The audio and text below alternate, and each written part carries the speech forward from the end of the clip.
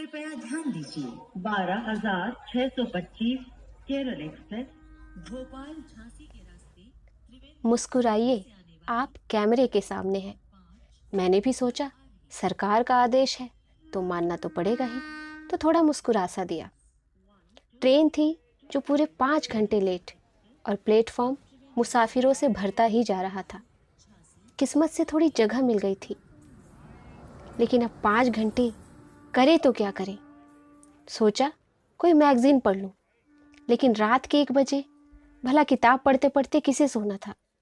चुपचाप अपने बैग को हाथों के नीचे दबाकर इधर उधर ताकने लगा।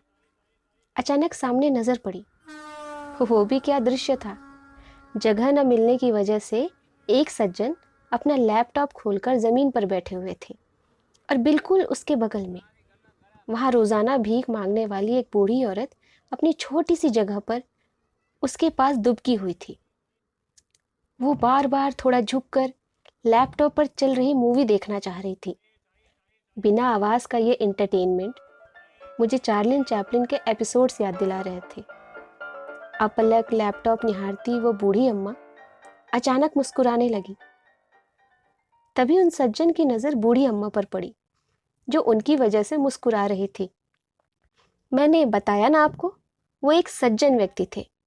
उन्होंने तुरंत अपना लैपटॉप जरा सा उनकी ओर मोड़ दिया ताकि ये 5 घंटे वो किसी के चेहरे पर मुस्कुराहट दे सके।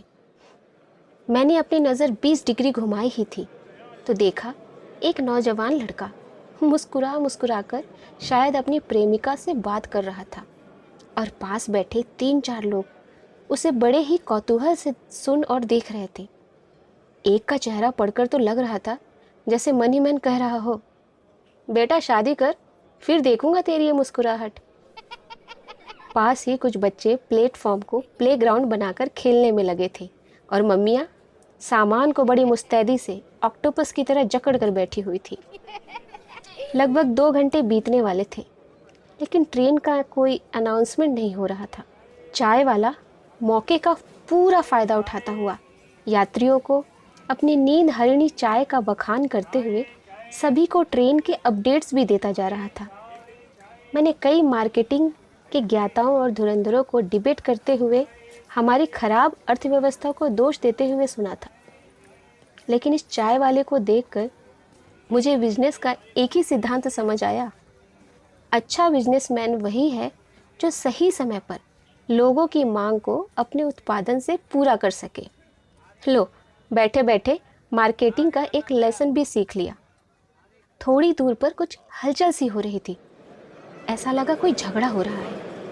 मैं भी अपनी उत्कंठा मिटाने भीड़ की ओर चल पड़ा। अभी 2 घंटे और जो काटने थे, लेकिन मेरी सोच के विपरीत वहाँ कोई झगड़ा नहीं हो रहा था, बल्कि राजनीति और इलेक्शन की चाय पर चर्चा का कार्यक्रम चल रहा था। चाय वाला भी अपने गरम चाय की भांति अपने जोशीले विचार रख रहा था। मैं थोड़ा दंग था, लेकिन अपने देश की इन 3 पीढ़ियों की सहमति असहमति के बीच जो सबसे अच्छी बात थी वो ये लगी, कम से कम हम देश के बारे में कुछ तो सोचते हैं। बात बुरी हो या अच्छी, हमें फ़र्क तो पड़ता है। इसलिए तो कोई भी चुप नहीं था वहाँ। देखते देखते 5 घंटे हो गए। रात की चाय अब अपना स्वरूप बदल चुकी थी और चाय वाला सुबह के सुविचार के साथ अपनी आवाज़ बुलंद करके ज़ोर ज़ोर से बोल रहा था, जीवन की यात्रा भी कुछ ऐसी ही है। हज़ारों ट्रेन्स गुजरेंगी, कुछ रुकेंगी, कुछ नहीं। किसी में जगह मिलेगी, किसी में नहीं। कुछ ट्रेन्स इंतज़ार तो कराएगी, लेकिन मंजिल तक भी पहुंचाएगी। एक स्टेशन से दूसरे, फिर तीसरे, सफ़र बदलते जाएंगे और हम सफ़र भी। इसलिए दोस्तों, मुस्कुराइए, क्योंकि आप कैमरे के सामने हैं।